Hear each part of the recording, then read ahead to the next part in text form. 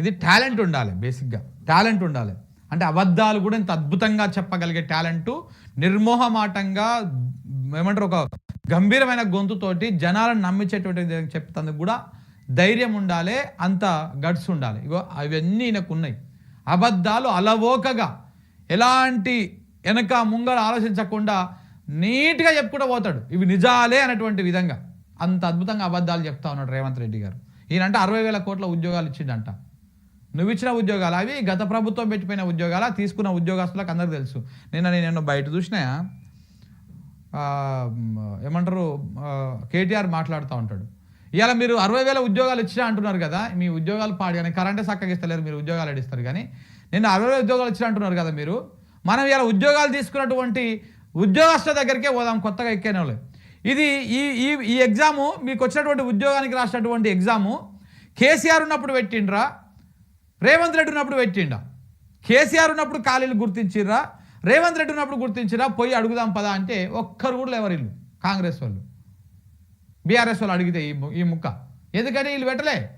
ఆయన కేసీఆర్ ఉన్నప్పుడే ఖాళీలు గుర్తించి, కేసీఆర్ ఉన్నప్పుడే నోటిఫికేషన్ ఇచ్చి, కేసీఆర్ ఉన్నప్పుడే పరీక్షలు పెట్టి, కేసీఆర్ ఉన్నప్పుడే ఫలితాలు ఇచ్చి, కరెక్ట్గా నియామక పత్రాలు ఇచ్చే సమయానికి ఆయన దిగిపోయిండు, ఈయన ఎక్కిండు, ఈయన మొత్తం నా ఖాతాలో వేసుకున్నాడు. ఇక అన్ని ఇవి నేనే ఇచ్చిన అని చెప్పేసి 60,000 ఉద్యోగాల ఖాతా ఈయన వేసుకున్నాడు. ఇన్ని చేసినా ఇవి సరిపోతాయంటే సరిపో. నాకు తెలుసు ఇంకా సమస్యలు ఉన్నారు, బాధలు ఉన్నారు, కార్మికుల కష్టాలు ఉన్నాయి. ఇవన్నిటిని కూడా తీరవాలంటే కొంత సమయం కావాలి. విధ్వంసం జరిగింది, ఆర్థిక నేరగాళ్ళలాగా ఆర్థిక ఉగ్రవాదం జరిగింది. ఈ దేశంలో ఈ రాష్ట్రంలో పేదవాడు మరింత పేదవాడు. కానీ ఆయన గారి కుటుంబానికి మీరు వచ్చినాక అడగ తింటారు.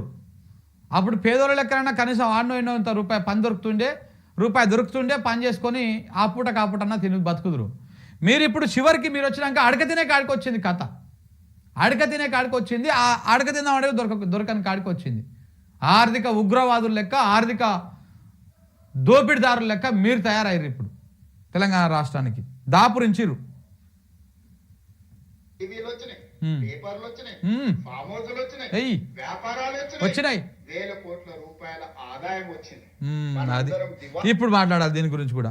కల్వకుర్తిలో 100 ఎకరాల భూములు వచ్చినాయి, కొట్రా గేట్ దగ్గర 1200 ఎకరాల భూములు వచ్చినాయి. ఏడికెళ్ళి వచ్చినాయన్నా ఇవన్నీ ఎవరి పేరు మీద ఉన్నాయన్నా? ఇవన్నీ మొత్తం మన కొండలాన మొత్తం RRR చుట్టుముట్ట తిరుగుతున్నందుకు, అదేదో ఫ్యూచర్ సిటీ, AI సిటీ అదేదో పెడుతుంది కదా, దాని చుట్టుముట్ట తిరుగుతున్నందుకు ఏడికెళ్ళి వచ్చినాయన్నా? మరి మీరు ఏం కష్టం చేసిర్రు? మీకు ఏ పార్టీ ఉన్నాయి ఆస్తులు? మీరు ఎన్ని ఎకరాలు అమ్ముకున్నారు, ఎన్ని భూములు అమ్ముకున్నారు, ఎన్ని అమ్ముకున్నారు?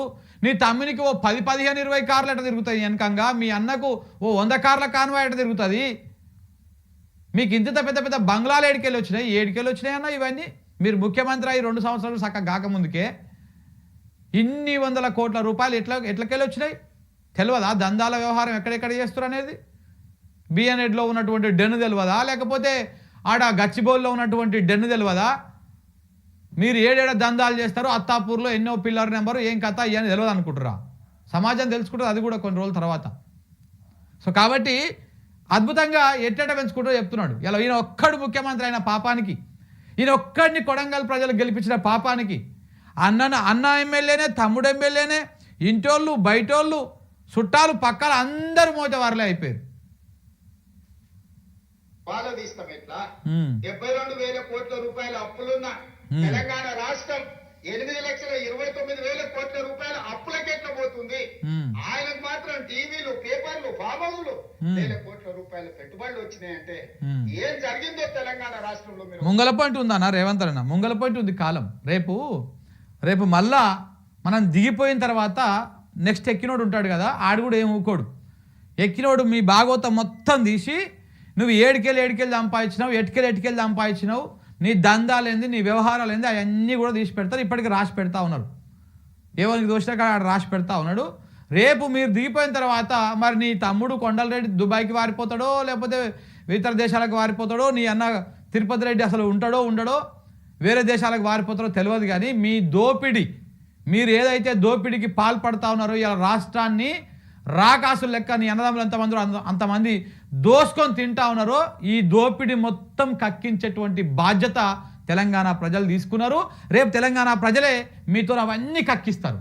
మీరేం తొందరపడొద్దు, మీరేం ఉరుకులాడొద్దు. సో కాబట్టి ఇవి కూడా ప్రజలు గమనిస్తూనే ఉన్నారు. ఒకసారి ఆలోచన చెయ్యండి. ఇన్ని తప్పులు చేసి మళ్ళా వచ్చి చెప్తున్నాడు నాకు ఇయ్యండి, నా చేతికి ఇస్తే చక్కదిద్దుతాడు. 10 ఏళ్ళు ఇచ్చి నువ్వు ఇంకా చాలే నాయన, నిన్ననే మాట్లాడి నాకు నోరంతా వచ్చింది. మా వాళ్ళకి కూడా యాస్టక్ వచ్చింది. ఎంతసేపు చూస్తావు అన్న, ఆ ముఖాన్ని తీసి పడేసే అన్నారు. ఇంకా కొన్ని మాట్లాడండు. ఇది అప్పుల గురించి దీని గురించి మాట్లాడండి కదా. ఇంకా ఇప్పుడు ఇంకా నీతి సూక్తులు చెప్తారు చూడు. అప్పుడప్పుడు నీతి సూక్తులు ఎట్లా చెప్తారు తెలుసా? ఇది చూడండి ఒకసారి. ఇప్పుడిప్పుడే పట్టాలు ఎక్కుతున్న ప్రభుత్వాన్ని మళ్ళీ సమ్మెల పేరు మీద ఇది కాదు, ఇతర ఇది అనుకుంటా. కడుపు నిండా నీతి సూక్తులు. ఈయనకు నోరు తెరిస్తే బూతులు రావు, ఈయనకు నోరు తెరిస్తే ఏమి రావు. ఇక నీతి సూక్తులు చెప్తుంటారు చూడండి ఒకసారి ఇక్కడ. కడుపు నిండా విషమే, ఇంకో ఆలోచనే లేదు. అరే పిల్లలు చేస్తున్నా, మరి కొంత సమయం ఇవ్వాలి కదా. 10 ఏళ్ళు మాకు కూడా ఇచ్చారు, వాళ్ళకు 4 ఏళ్ళు చేయండి, మేము కూడా సహకరిస్తాం. మేము కూడా నా అనుభవం ఉంది, సూచన చెప్తా. ఇంతగానికి అట్లా చేయండి.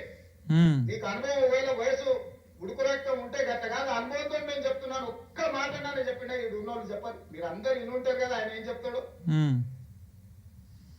తిట్టుడు శాపనార్థాలు తప్ప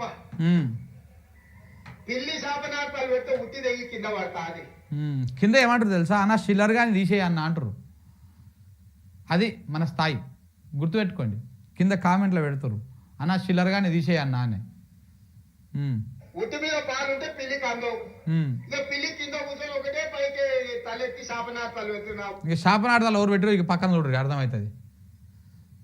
మీరు మాకు స్ట్రెచర్ ఉందని అనుకుంటే, ఆ స్ట్రెచర్ ఉందని వెర్ర వీగితే స్ట్రెచర్ మీదకి పంపించరు. ఇట్లే చేస్తే ఆ తర్వాత మార్చరికి పోతారు. అది కూడా గుర్తు పెట్టుకోవాలి. ఇది మీ సంస్కారం, ఇది మీ హూందాతనం. శాపనార్థాలు హూడు పెట్టిండు. ఇట్లా ఇంత దిగజారుడు వ్యాఖ్యలు ఎవరు చేసారో చూడండి. ఇక next, Telangana is rising. Rising తెలంగాణని ఎవడు ఆపలేడు. ఎవడైనా ఆపాలనుకుంటే వాళ్ళ కాళ్ళు వాళ్ళ కళ్ళు. నీ రైజింగ్ రైజింగ్ అంటుంటేనే కరెంటు పోతుంది వస్తుంది పోతుంది వస్తుంది. ఇదే నువ్వు చేసే రైజింగ్. ఇదే రైజింగ్. చూస్తురా ప్రజలారా రైజింగ్. ఈయన రైజింగ్ చెప్తుంటే కరెంట్ ఈడ కూడా రైజింగ్ అవుతుంది. అది పోతుంది వస్తుంది పోతుంది వస్తుంది, డిమ్ వస్తుంది గట్టిగా వస్తుంది. ఈ రకంగా వ్యవహారం నడుస్తూ ఉంది. ఇది రేవంత్ రెడ్డి గారు రైజింగ్ అన్నమాట. చేతులు కాలిపోతాయని తెలియజేస్తూ మీ అందరి దగ్గర సెలవు తీసుకో. ఇక ఇది పోతే ఏమంటున్నాడు నెక్స్ట్?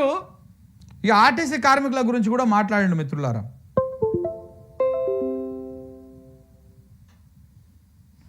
ఆర్టీసీ కార్మికుల గురించి కూడా మాట్లాడండి.